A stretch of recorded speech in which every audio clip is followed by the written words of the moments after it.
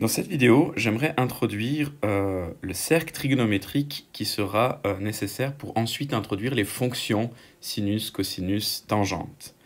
Donc les objectifs de cette vidéo sont pour vous d'être capable de tracer un cercle trigonométrique, puis d'être capable également de placer un angle sur ce cercle.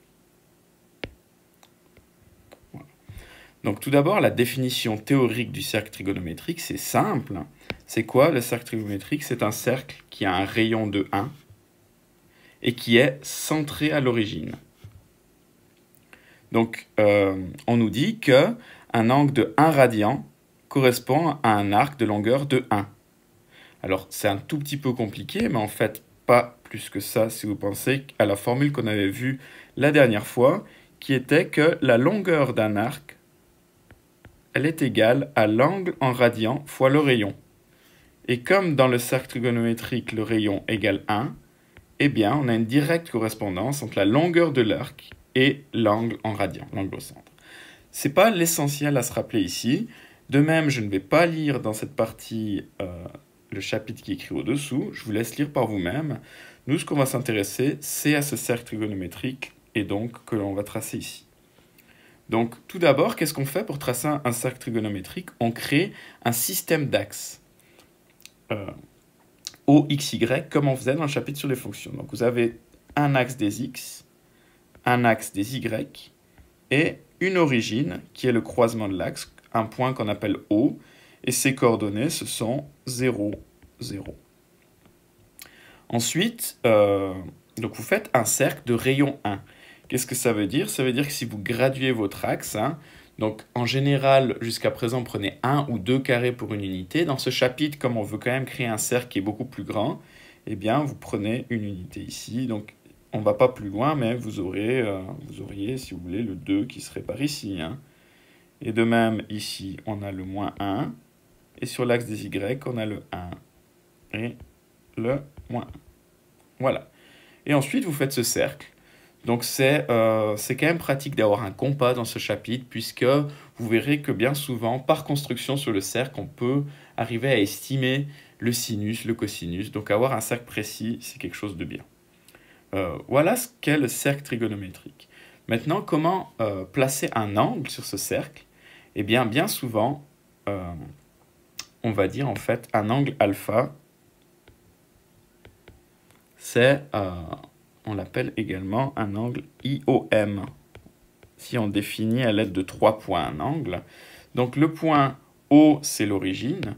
Ensuite, il y a 2 points que l'on va poser sur ce cercle qui seront très pratiques pour la suite. On les pose toujours au même endroit. C'est le point I, qui est en fait ce point-ci. Donc le point I, il a quoi comme coordonnées? Eh bien, sur l'axe des X, on avance de 1.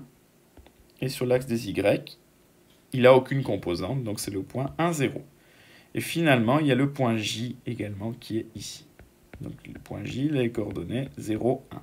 Voilà. Donc là, on a vraiment tout ce qu'il nous faut sur le cercle trigonométrique. Donc maintenant, pour placer un angle, alors il y a déjà 2 distinctions à faire. On va toujours partir du point I.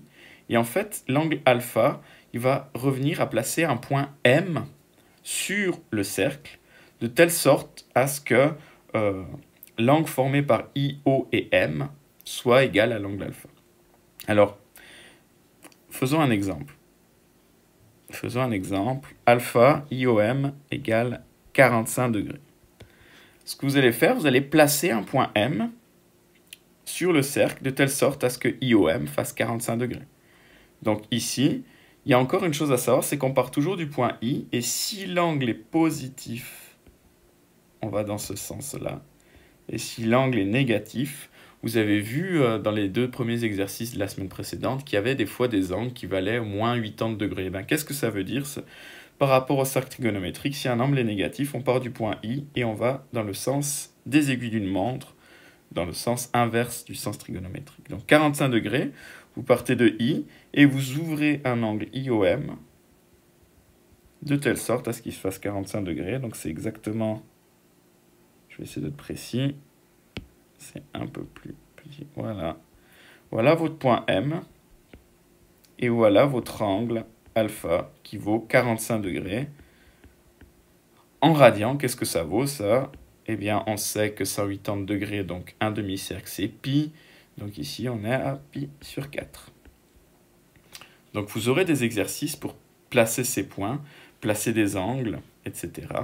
On va faire un deuxième exemple. Un angle que je peux appeler bêta, qui va correspondre à un point M' que l'on place sur le cercle. Et puis, je vais dire ici moins 90 degrés. Donc, moins 90 degrés, de nouveau, vous partez du point I. Si vous avez un angle positif, vous allez dans le sens inverse des aiguilles d'une montre. Là, il est négatif, donc vous descendez.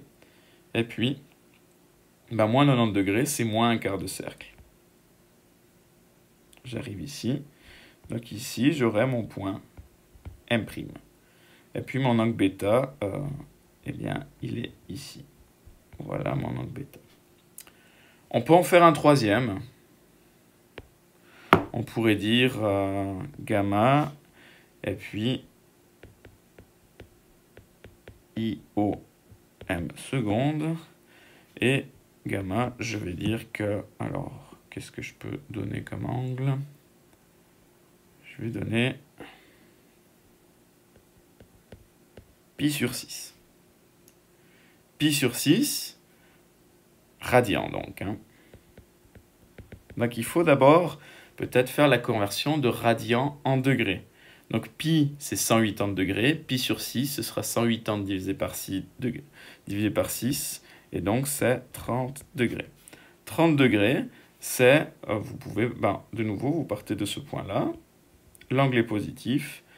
Et 30 degrés, c'est la moitié, non, c'est le tiers d'un quart de cercle. Donc, je vais arriver à quelque chose comme ça.